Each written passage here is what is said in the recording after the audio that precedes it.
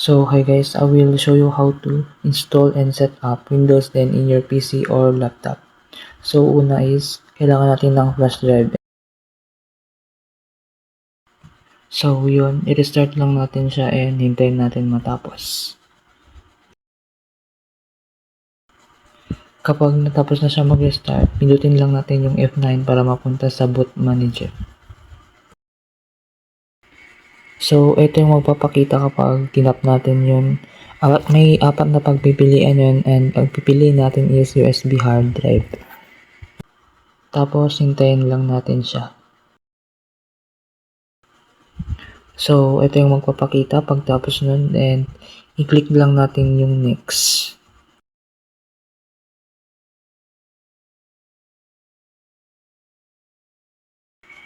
So, yan magpapakita yung Windows and click natin yung install now.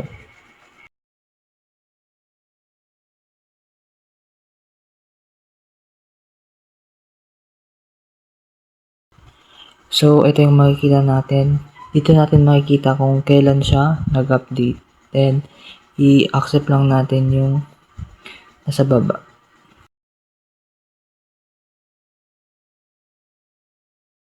So, may pagpipilian ulit tayo dito and pipiliin natin is yung nasa baba.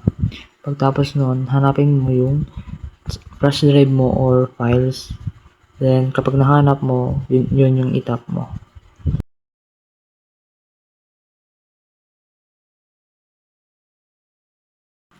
So, yun, hintayin lang natin siya hanggang sa matapos.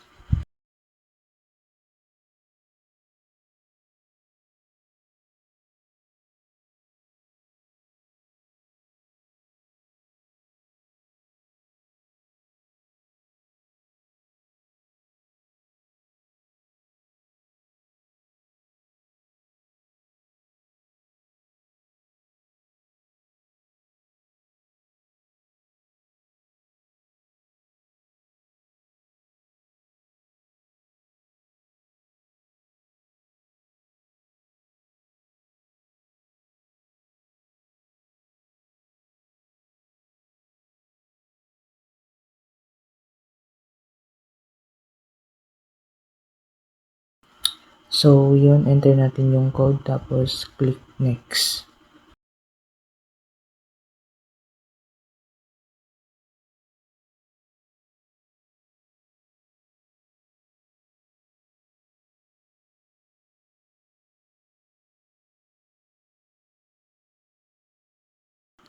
Then, ayan, create pin. Sa pagka-create ng pin is kayo nang bahala kung anong gusto nyong ilagay na pin or password.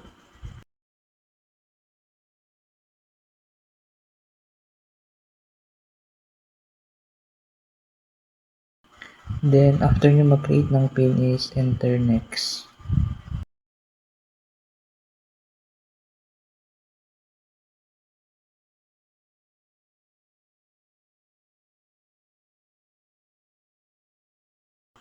So, ayan. So, since naka-open naman lahat is itap na natin yung accept. And then, hintayin lang natin siya. So, ayun, ito yung magpapakita. Ikaw bahala kung itatap nyo lahat to. So, kung sa akin, itatap ko lahat. Then, click accept.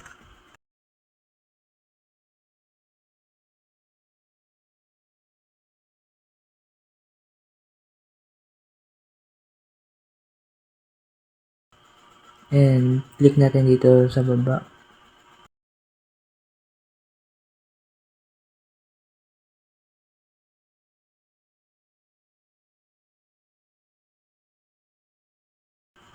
So, ayan, just click the skip.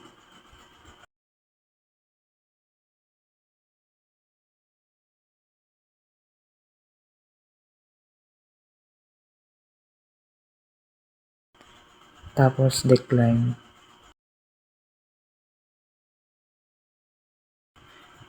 Decline. Then, next. So, hintayin lang natin siya matapos.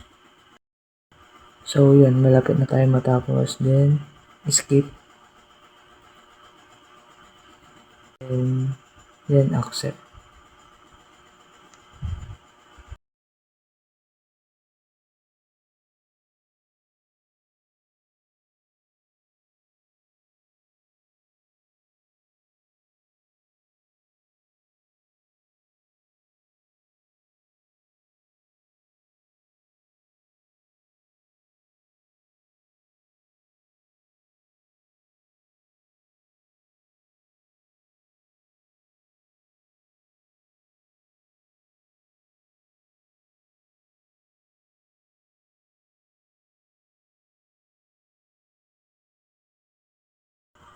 So, yun. Tapos na.